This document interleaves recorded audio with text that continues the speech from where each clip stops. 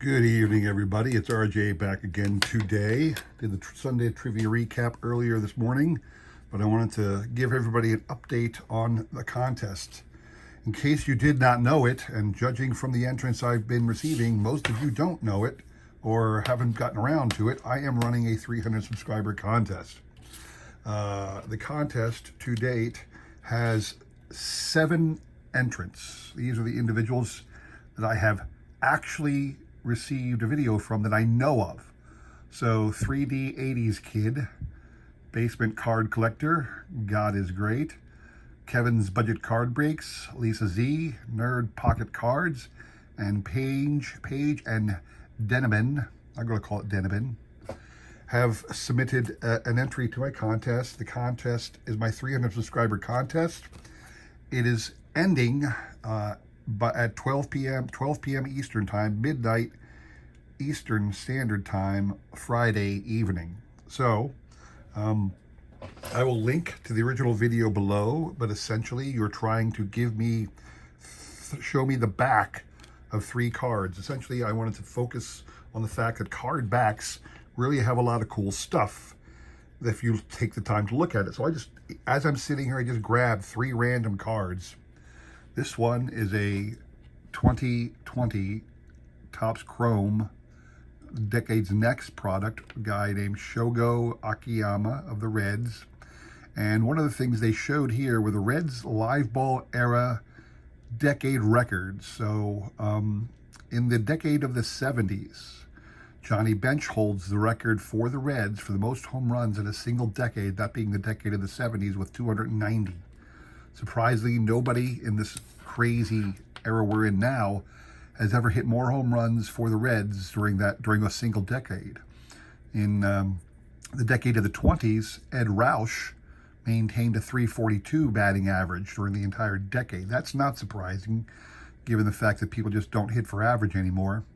And then another surprising fact, Frank Robinson during the decade of the 60s holds the slugging record at 562, and nobody in today's modern era has been able to supplant Frank Thomas. And that's on the back of Shogo Akiyama's card. And you wouldn't know that unless you turned it over. We always like looking at the front of our cards. Here's a 1986 Donruss 3.5 by 5 Donruss All-Star card of Pete Rose, a veteran player. And one of the things it says here on the back, he is the only player to have played in both All-Star games in Minnesota. Now, obviously, that was at the time. I'm not sure how many other All-Star games have been played in Minnesota since 1985.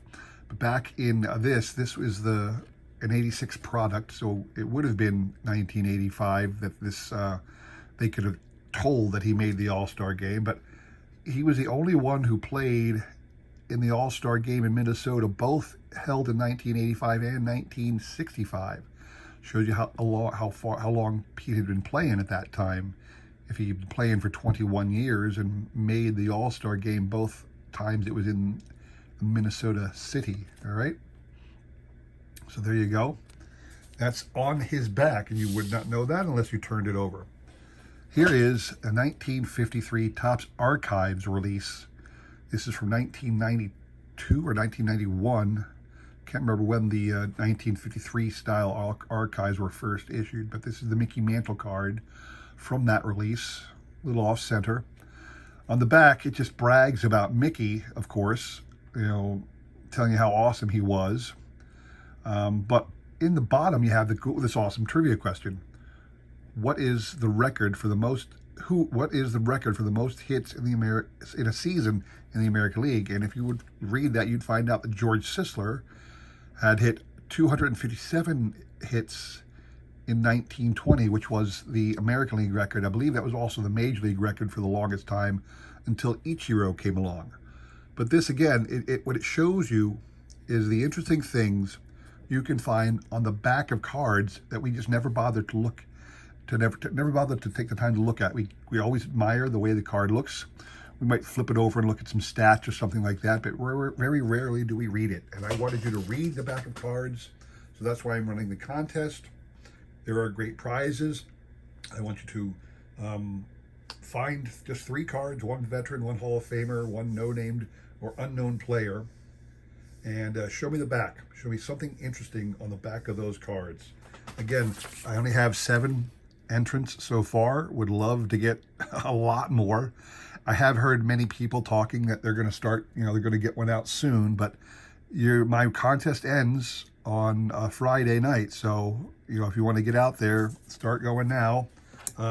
Again, check out the link to my first video below describing the contest so you'll see what all the prizes are. I think there's some spectacular prizes. That's just me. You may differ. You may not even be interested in this contest, but I'm running it anyway to celebrate my 300 subscribers.